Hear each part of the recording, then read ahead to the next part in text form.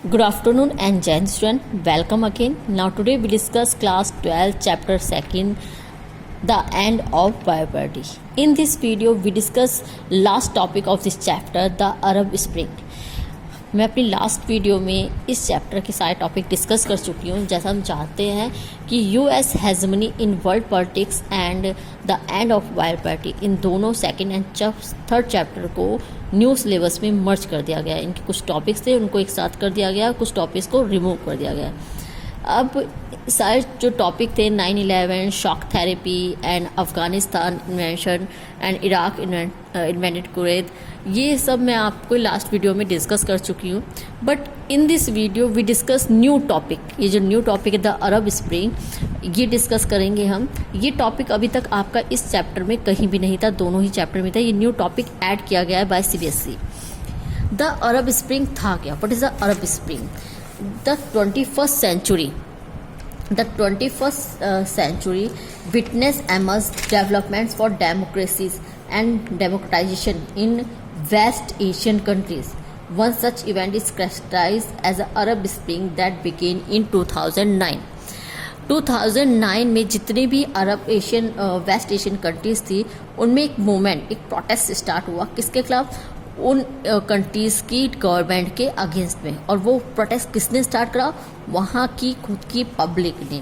Because ये जितनी भी कंट्रीज़ थी, यहाँ पे जो भी रूल कर रहे थे वो मोनार्क रूल कर रहे थे, राजा महाराजाओं का रूल था। और वो उनका जो रूल का वे था वो ऐसा था कि वो एज ए डिक्टेटर वर्क करने लगे थे। बिकॉज वो जितने भी पब्लिक थी, उसके जो राइट्स थे उनको वायलेट हो चुके थे, उनको छीने जा चुके थे। और इस के रीज़न से जो वहाँ की पब्लिक थी वो गवर्नमेंट के अगेंस्ट चली गई थी। चलिए डिस्कस करते हैं। अभी मैंने आपको स्टार्टिंग बता दी कि जो अरब स्प्रिंग था वो कौन सी ईयर में, 21st सेंचुरी में स्टार्ट हुआ था। किसके अगेंस्ट हुआ था? गवर्नमेंट के अगेंस्ट में हुआ था। किसने स्टार्ट किए थे प्रोटेस्ट? वहाँ की खुद की पब्लिक ने। The Arab spring was a series of anti government protest, uprising and armed rebellions that spread across much of the Arab world in early 2010. It began in response to oppressive regimes and a low standard living, starting with protests in Tunisia. इसकी starting कहाँ से हुई? तुनिसिया नाम की waste Asian country से हुई थी।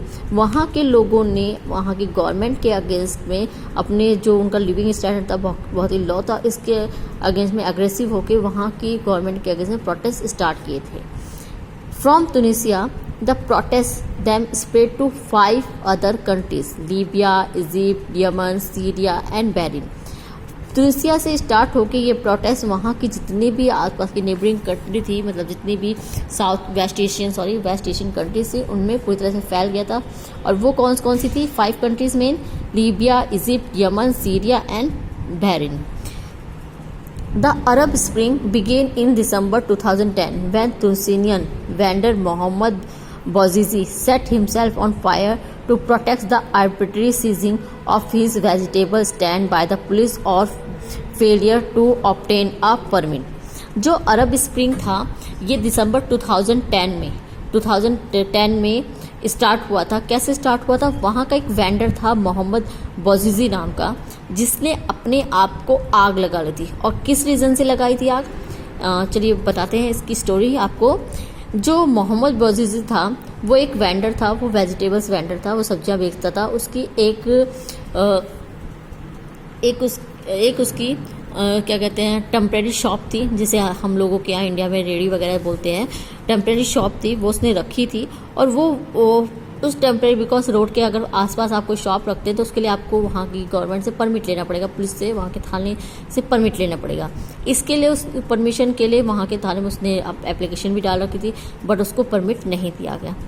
और वहाँ की वन डे ऐसा हुआ कि पुलिस आई और पुलिस ने उसके सारी वेजिटेबल्स, फ्रूट्स वगैरह इधर उधर घेर दिए और उसकी जो टेम्परेरी शॉप थी उसको हटा दिया, उसको तोड़ दिया। ऐसे में उसका जो मोहम्मद बौजीजी ने उसका बहुत विरोध किया। और बिकॉज पुलिस का तो ये वर्क था, क्योंकि वो इस तरह की जो भी शॉप थी उनको हटाना था। लेकिन बौजीजी का कहना ये था कि उसके लिए उसने परमिट लिया था, बट परमिट उसको नहीं दिया गया। अब जब इस रीज़न के लिए उसने वहाँ की पुलिस के अगेंस्ट में रिट डाली, वहाँ की पुलिस के अगेंस्ट में वो कोर्ट में गया, तो उसको इसका जस्टिस नहीं मिला। क्यों नहीं जस्टिस मिला? बिकॉज वहाँ पे करप्शन पूरी तरह से फैला हुआ था, उसको काफ़ी टाइम, उसको जजमेंट एक्शन लेने में काफ़ी टाइम लग गया। और ऐसे में बिकॉज उसकी अर्निंग का केवल और केवल एक ही वे था, वो थी उसकी वो टेम्प्रेरी शॉप, वो वेजिटेबल की शॉप। और जब उसको लगा कि अब इसका कोई डिसीजन नहीं लेगा, तो उसने वहाँ के ऑफिस के सामने अपने आप पे केरोसिन ऑयल डाल के अपने आप को आग लगा ली। जब वो आग लगा रहा था तो उसके ब्रदर ने उसकी एक वीडियो बनाई और वीडियो सोशल मीडिया पे वायरल हो गई। जब वो वीडियो सोशल मीडिया पे वायरल हुई तो आप जानते हैं सोशल मीडिया में कितनी पावर है आजकल। सोशल मीडिया पब्लिक ये कहते हैं ना कि गुस्से को भड़काना या एक आग में चिंगारी का उस वीडियो ने काम किया, और पब्लिक अब पूरी तरह से इस आर्बिट्रेरी सिस्टम, इस डिक्टेटर सिस्टम के अगेंस्ट में हो गई।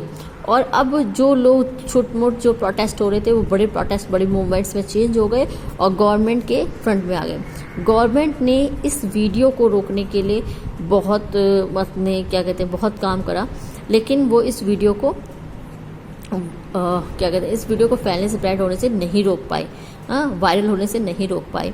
और बिकॉज ये केवल उस कंट्री में नहीं थी, सेनिया में नहीं, जितने भी आसपास की कंट्री पे थे वहाँ पे भी ये वीडियो बहुत जल्दी वायरल हो गया। ऐसे में बट अब जो इन प्रोटेस्ट का मेन कॉज क्या था? इन प्रोटेस्ट का मेन कॉज था मोनार्की सिस्टम, जो वहाँ का मोनार्की सिस्टम था।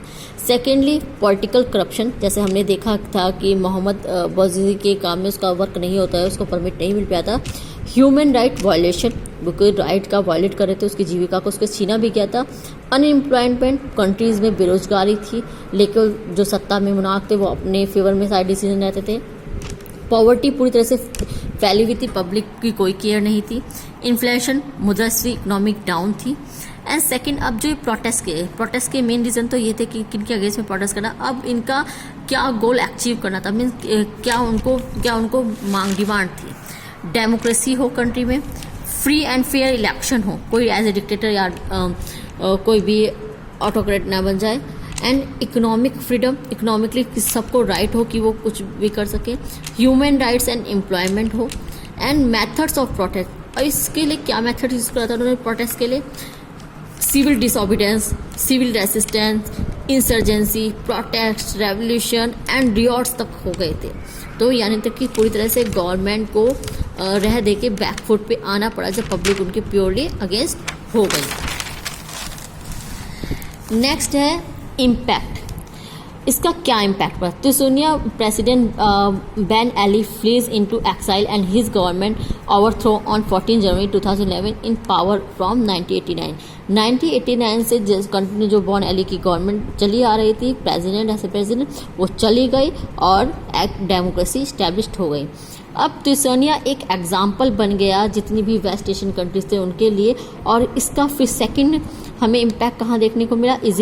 इजिप्ट में जो होस्नी मुबारक थे, who had been in power in since 1979 and also class because of the massive democratic movement, वहाँ की पब्लिक ने भी इसी तरह के वे प्रोटेस्ट यूज़ करे और वहाँ पे होस्नी मुबारक को 1979 में जो पावर में आए थे उनको हटा के डेमोक्रेटिक मूवमेंट और डेमोक्रेसी इस्टेब्लिश हुई। In addition, the influence of Arab Spring could also be seen in Yemen, Bahrain, and Libya, and were similarly protested by the people and led to democratic awakening throughout the region। और इसी तरह से वहाँ पे जितनी भी dictatorship थी, जितनी आर्बिट्री, उसको ख़त्म करके वहाँ पे डेमोक्रेसी को इस्टेब्लिश किया गया। Now thank you students, in next video we discuss other chapter।